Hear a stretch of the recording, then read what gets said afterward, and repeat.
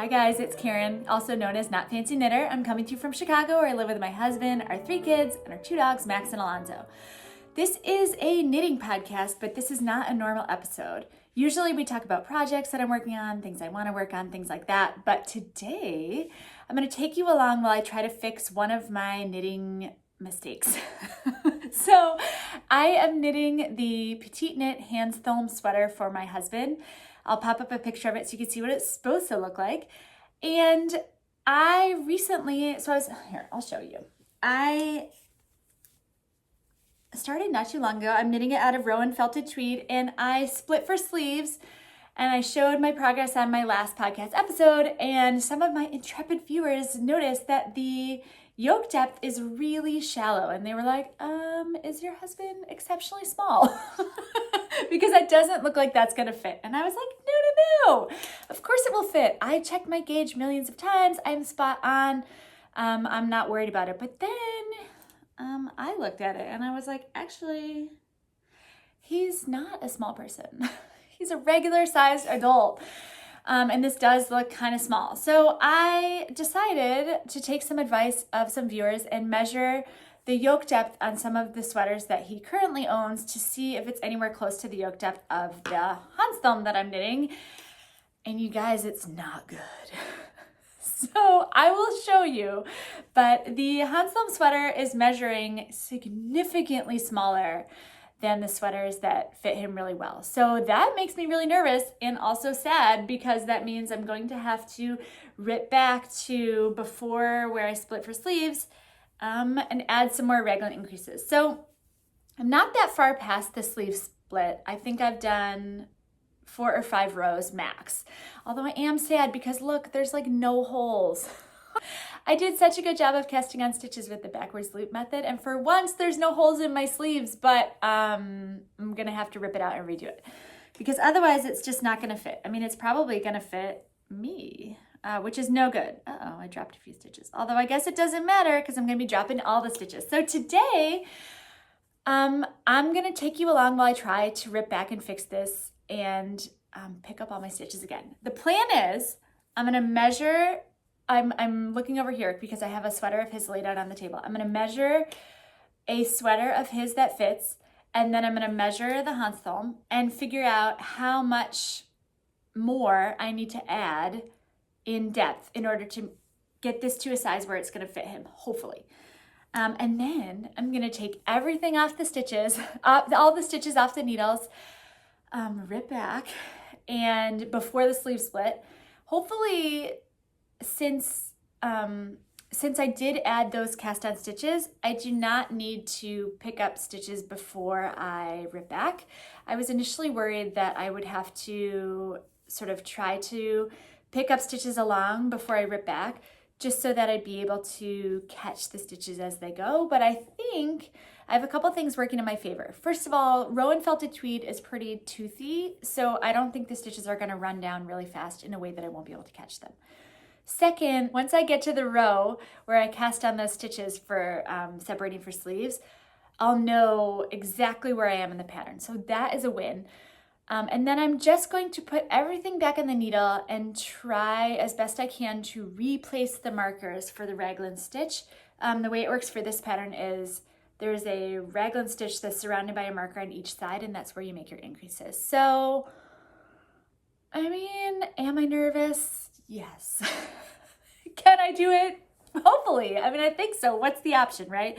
The option is I make this a sweater for me, but like, I don't really want this sweater for me. So I'm gonna be a grown-up and fix my mistakes.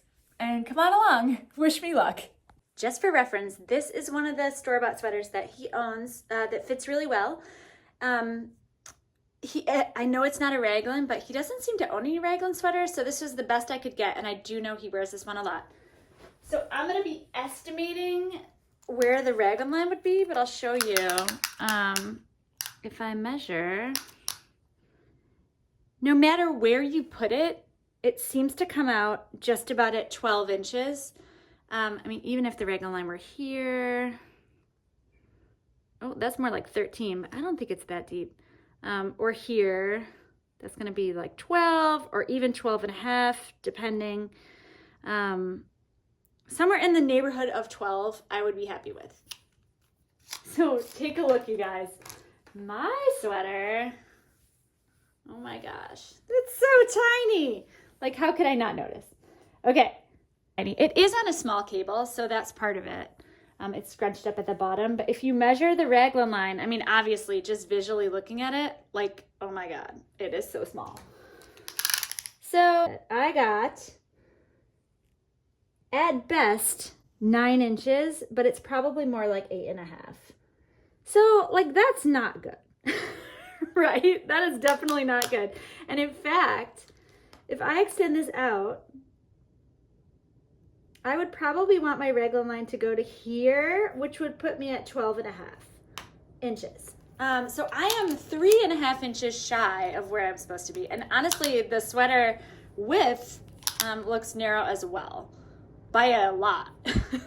But we'll see what it looks like when I take it off the cable. All right, here we are. I am gonna try to take the needle out and keep it in the frame. So cross your fingers. We're just gonna take the needle out. We're gonna get rid of our end of round marker. I took the progress keeper off the front because we're gonna have to go back and redo it anyway. That's not where we are anymore. Okay, I'm going all the way around, taking the needle out and just trying not to freak out. Everything's gonna be okay, right? It's just yarn, it's just yarn, it's just yarn. Okay, so I got it off the needle. Here it is. And actually, while I've got it off the needle, I'm just gonna measure the width, sort of the bust measurement, because I think the small cable was cinching it in and I wanna have a good sense of how wide it is now. So, let's see, I don't know if you can see that. I would put that at 19 inches.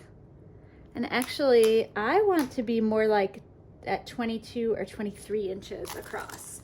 So that's good because I'm gonna be adding a lot more raglan increases to increase the depth. So at least I have some width to work with. It's not gonna end up way too wide. All right, so let's do it. Let's rip this back. How am I gonna do this and show it at the same time? Okay, let's try not to end up with a tangled mess. Oh my goodness, I already have a tangled mess. Okay, okay. Get the needle out of the way. Here's my yarn. I know some people rip back with a Swift, but I'm just gonna do it by hand. We're gonna be gentle.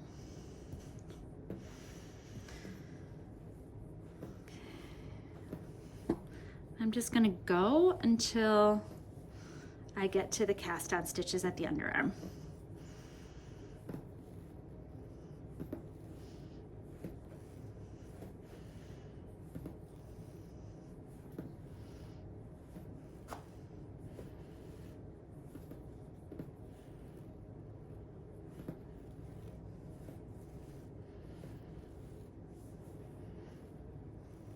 Okay, we're almost there. I think we have 1 or 2 more times around.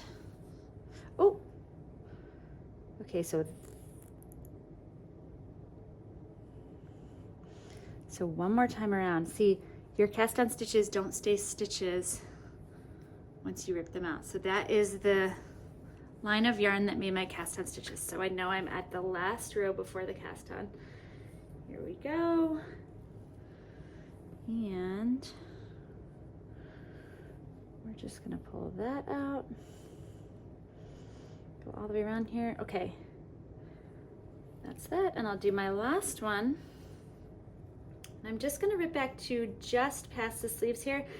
The original end of round marker was in the center back, but I am not gonna pull back to that point because I'm just gonna be knitting it again. So now I have to, how am I gonna do this? Okay, I have to just start picking up some stitches. So what I'm gonna do is, I'm gonna just pick up the front, take the stitches from the waist yarn of the sleeve, put them back on the needle, pick up the back, and then do the same with the other sleeve.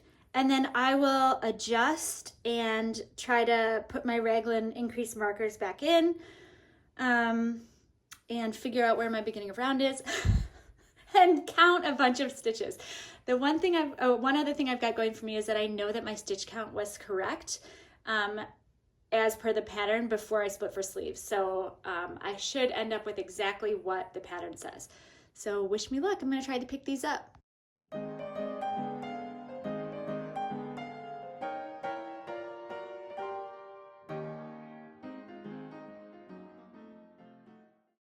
All right, so I've got all my front stitches picked up. I put a marker right before the last stitch on the needle on both ends because I know my raglan stitch was originally made part of the body stitches instead of part of the sleeve stitches. So that's the way I'm gonna mark my raglan stitch so I know where to do my increases once I start knitting around again. Once I get the sleeve stitches off the waist yarn and on the needle, I will add the second marker so that this is the raglan stitch right there. It's going to be surrounded on either side with a marker because that's how the increases work on this. So I'm gonna keep on at it and get my sleeve stitches off the waist yarn and back onto this needle.